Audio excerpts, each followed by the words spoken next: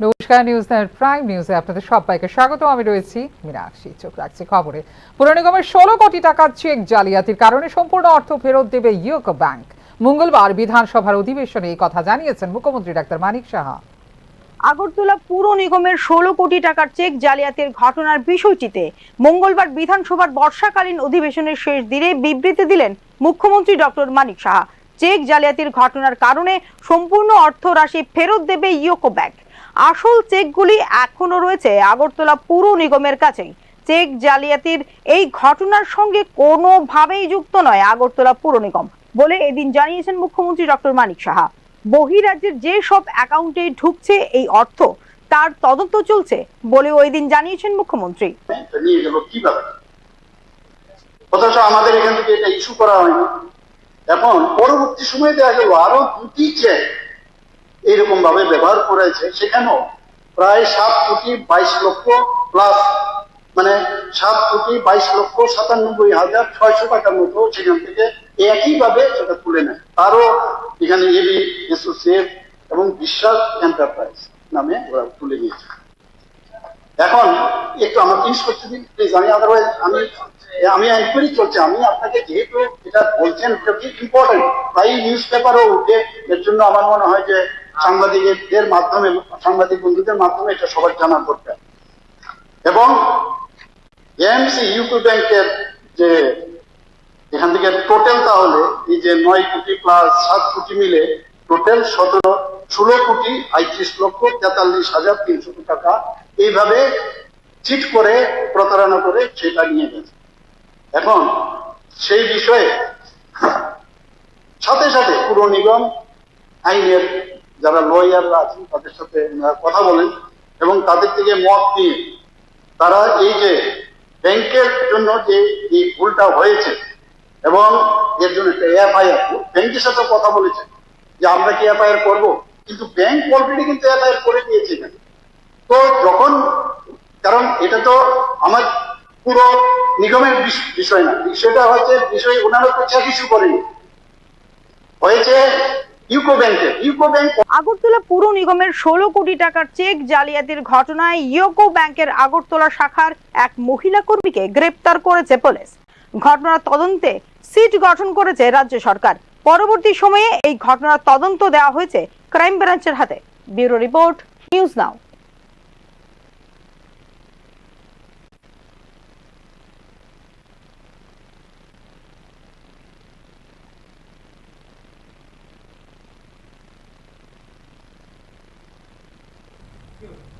নবগঠিত ত্রিপুরা সুন্দরী মন্দিরের উদ্বোধনে ব্রাত্য রাজপরিবার। বিরোধীরা অদ্ভুত এই বিতর্কে জল ঢাললেন মুখ্যমন্ত্রী এবং তথ্যমন্ত্রী। বিশিষ্টদের তালিকা নির্ধারণ করে প্রধানমন্ত্রী কার্যালয় বলে বিধানসভায় স্পষ্টীকরণে জানিয়েছে সরকার পক্ষ। উদয়পুরে নবরূপে সজ্জিত মা ত্রিপুরা সুন্দরী মন্দিরের উদ্বোধন উপলক্ষে রাজপরিবার এবং বিরোধী দলকে আমন্ত্রণ না জানানোকে কেন্দ্র করে মঙ্গলবার ত্রিপুরা বিধানসভায় সৃষ্টি হয় তীব্র বিতর্ক। সোমবার 22 সেপ্টেম্বর প্রধানমন্ত্রী নরেন্দ্র মোদীর উপস্থিতিতে মন্দিরের উদ্বোধন হলেও রাজপরিবারের কোনো সদস্যকে আনুষ্ঠানিকভাবে জানানো হয়নি আমন্ত্রণ করে। এই ঐতিহাসিক অনুষ্ঠানে রাজপরিবারের কাউকে ডাকা হলো না কেন, তা নিয়ে প্রশ্ন তুলেন তিপ্রামথা বিধায়ক বিশ্বজিৎ কলই। রাজ্য সরকার মুখ্যমন্ত্রী মানিক সাহার নির্দেশে অতিথি তালিকায় রাজপরিবারের সদস্য সহ বিশিষ্ট ব্যক্তিদের নাম রেখেছিল। তবে প্রধানমন্ত্রী দপ্তরের নির্দেশে দিল্লির সাউথ ব্লক থেকে পাঠানো সংশোধিত তালিকায় কেবল পূর্ব ত্রিপুরার সাংসদ তথা রাজপরিবারের সদস্য প্রীতি দেবী দেববর্মা ও তিপ্রামথার মন্ত্রী অনিমেষ দেববর্মার নাম অন্তর্ভুক্ত হয় বলে জানান মন্ত্রী সুশান্ত চৌধুরী। রাজপরিবারের প্রতিনিধিত্ব নিশ্চিত করতে রাজ্য সরকার সর্বোচ্চ চেষ্টা করেছে, এখানে অবহেলার প্রশ্নই ওঠে না বলেও জানিয়েছেন তিনি।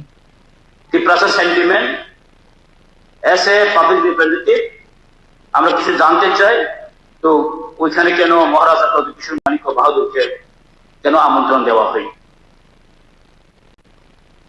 তো কাইন্ডলি প্লিজ এটা একটু জানতে চাই।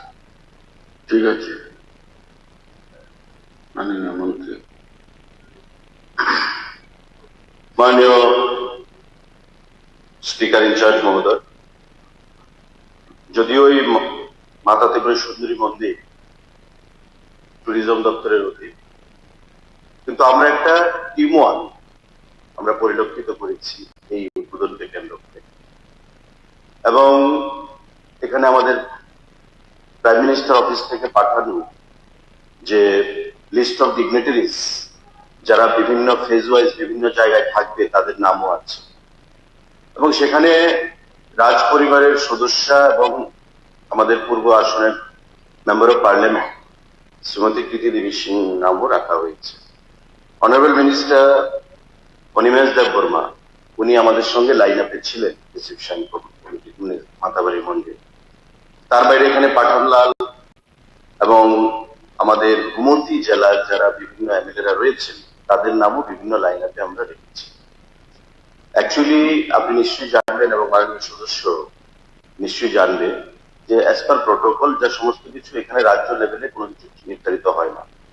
প্রপোজাল আমরা পাঠাতে পারি, মাননীয় মুখ্যমন্ত্রীও সেটা জানেন, যে পিএমও থেকে সমস্ত লিস্ট আমাদের কাছে পাঠানো হয়, এগুলোকে এপ্রুভ করে, এবং লাস্ট মোমেন্টে মুখ্যমন্ত্রীর হস্তক্ষেপে এখানে আমাদের গুমতি জেলার যারা বিধায়ক পাঠানলাল থেকে শুরু করে তাদের নাম সেখানে রাখা হয়েছে।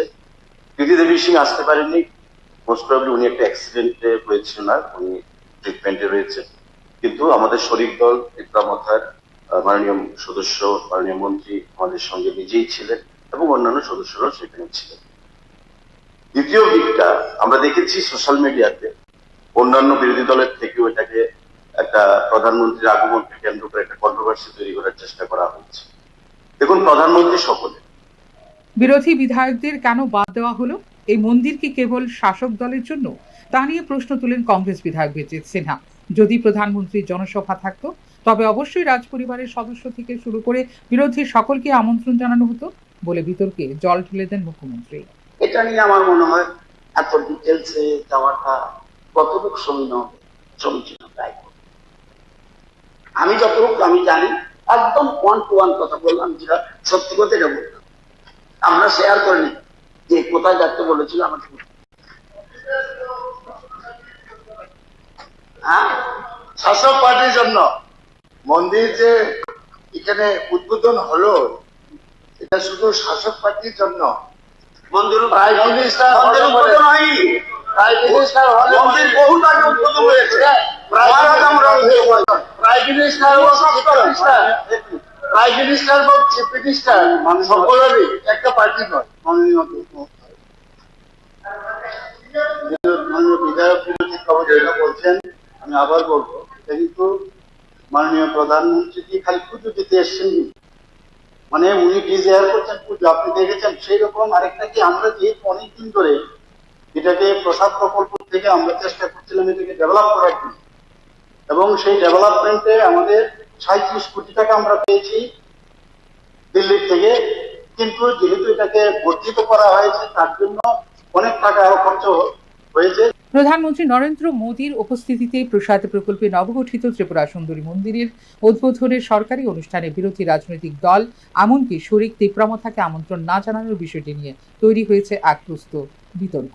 তবে বিষয়টি যেহেতু প্রধানমন্ত্রীর সদর দপ্তরের অধীনে, তাই এক্ষেত্রে রাজ্য সরকারের বিশেষ এখতিয়ার নেই বলেই মনে করেন সংশ্লিষ্ট তথ্যবিজ্ঞ মহল। ব্যুরো রিপোর্ট, নিউজ নাও। কর্মচারীদের বকেয়া 22% ডিএ নিয়ে স্পষ্টীকরণ দিলেন অর্থমন্ত্রী প্রণজিৎ সিংহ রায়। বকেয়া ডিএ কমিয়ে আনার উদ্যোগ নিয়েছে রাজ্য সরকার, যথাসময়ে তা ঘোষণা করবেন মুখ্যমন্ত্রী। মঙ্গলবার বিধানসভায় মহার্ঘ ভাতা নিয়ে স্পষ্টীকরণে এমনটাই জানালেন অর্থমন্ত্রী প্রণজিৎ সিংহ রায়।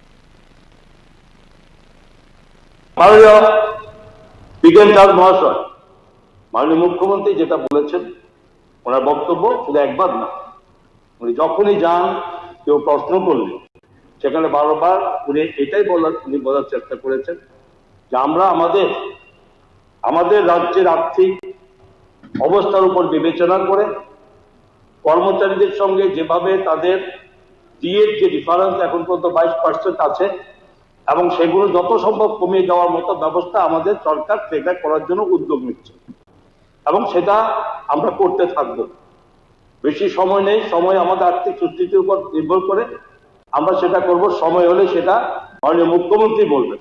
সুতরাং এর জন্য আপনি যেটা বলেছেন সরকারি কর্মচারীদের জন্য করার জন্য সরকারের ভাবনা আছে এবং সরকার যেটা করছে বিগত যে কয়েক বছর যেটা করেছে সেই মোতাবেক ধারা মতো আমরা করার চেষ্টা করব। যেটা আমরা এটাই মুখ্যমন্ত্রীর এই বক্তব্য।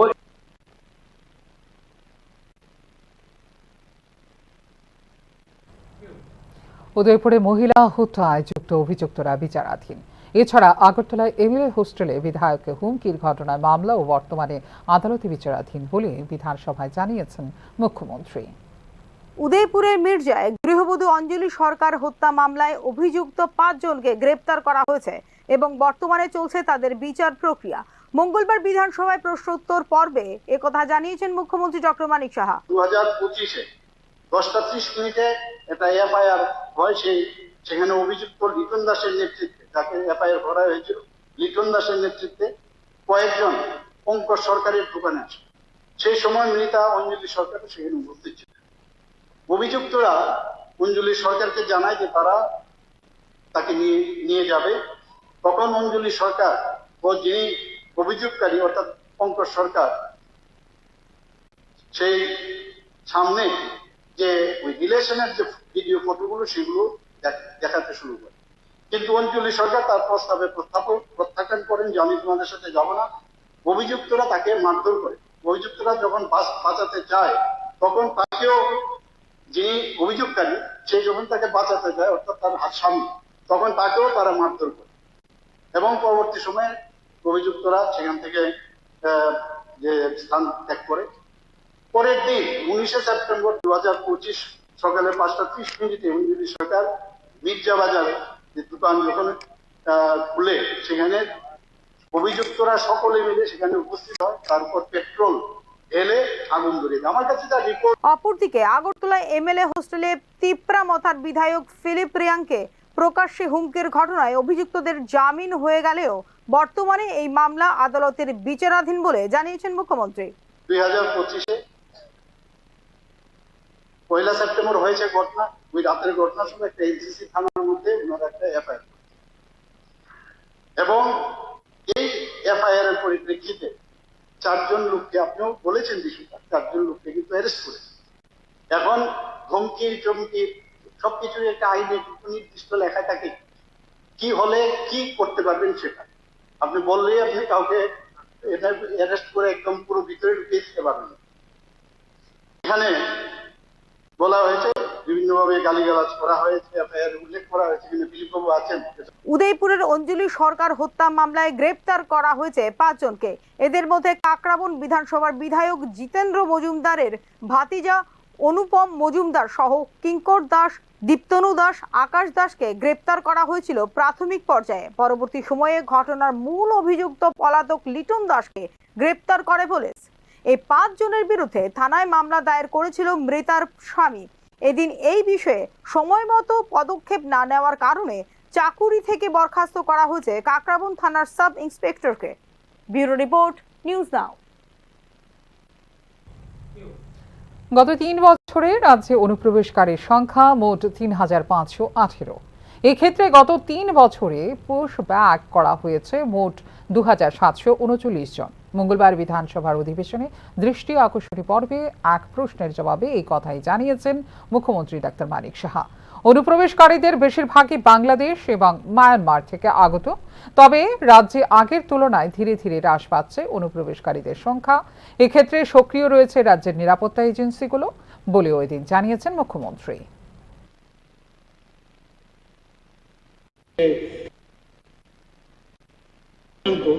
এই যে নিজ নিজ দেশে আমরা ফেরত পাঠিয়েছি এই যে আপনার অবৈধ অনুপ্রবেশকারী, আমি ইয়ারওয়াইজ এবং কোন দেশের থেকে আমি এখানে আপনাদের সামনে রাখছি।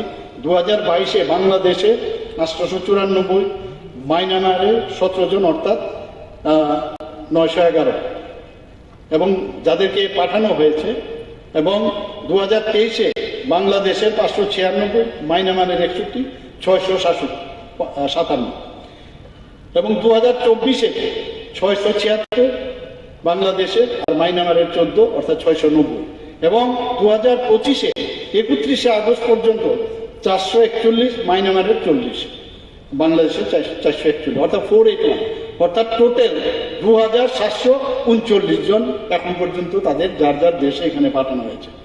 এখন তাদেরকে ডিপোর্ট করার যখন বিষয় দাঁড়ায়, সে কিন্তু আদালতে কিন্তু অনেকে যদি ভিতরে ঢুকে যায় তাদের কিন্তু আদালতে পেশ করতে হয় এবং তাদের কিন্তু কারাবাসেও থাকতে হয়, এবং সেখানে কারাবাসের পর বিদেশি নাগরিকদের আমাদের সমাজ কল্যাণ ও সমাজ শিক্ষা দপ্তরের অধীনে যে প্রত্যাবর্তনের যে বিষয়, সেটা কিন্তু যাওয়ার আগে, প্রত্যাবর্তন করার আগে সেখানে কিন্তু তাদের ডিটেনশন ক্যাম্পে রাখতে হয়। আমাদের এখানে ডিটেনশন ক্যাম্প যেটা আছে, সেখানে মানে ডিটেনশন ক্যাম্পে রাখার পর তারপর কিন্তু পাঠানো একটা দীর্ঘ সময়, এই যে এতগুলো লোক আমরা পাঠালাম আর বাকি লোক এই যে অফিসিয়াল প্রসিডিউরের কারণে সমস্যা হয়ে যায়। এর জন্য পুরো 100% কিন্তু হচ্ছে না, কারণ এটা ওই দেশে পাঠাতে হবে, তাদের পোর্টালে আবার দিতে হবে।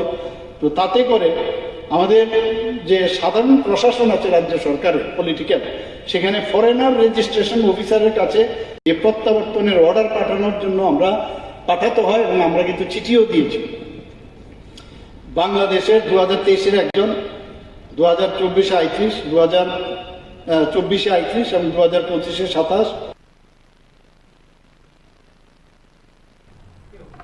ত্রয়োদশ বিধানসভার অষ্টম অধিবেশনের শেষ দিনে বিধানসভায় অনুপস্থিত ছিলেন বিরোধী দলনেতা জিতেন্দ্র চৌধুরী। দলীয় প্রতিনিধি দলের সঙ্গে বিদেশ সফরে যাওয়ার কারণে বিধানসভায় উপস্থিত হতে পারেননি বিরোধী দলনেতা বলে জানিয়েছেন অধ্যক্ষ। উল্লেখ করা যেতে পারে, বিধানসভা অধিবেশনের মাঝেই দলীয় প্রতিনিধি দলের সঙ্গে চীন সফরে গিয়েছেন বিরোধী দলনেতা জিতেন্দ্র চৌধুরী।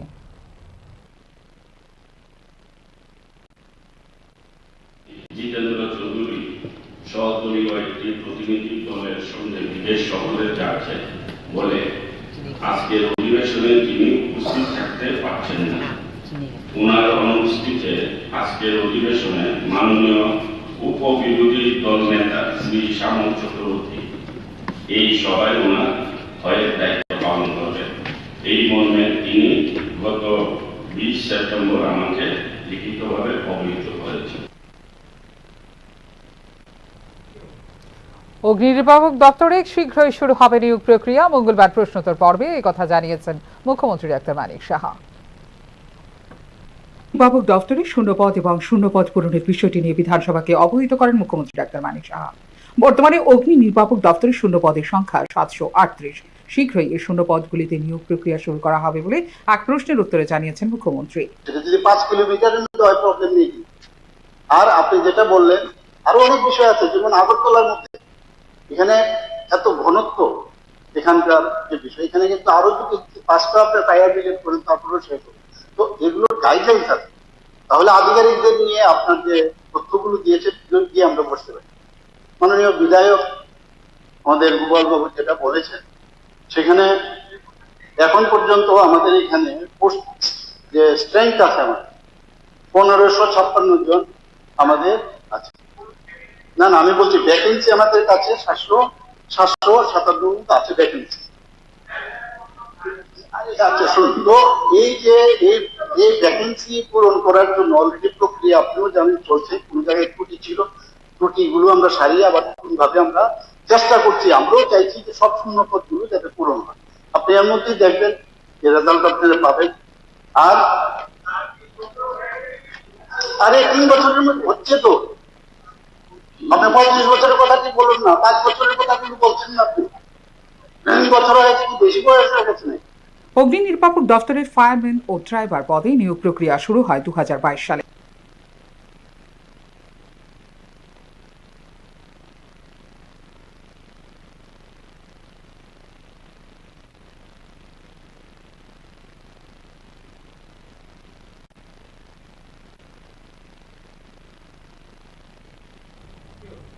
এখনকার মতো এই মুহূর্তে সংবাদ এই পর্যন্ত। অন্যান্য আপডেটস দেখার জন্য অবশ্যই নজর রাখতে হবে নিউজ নাওর পর্দায়। নমস্কার, শুভরাত্রি।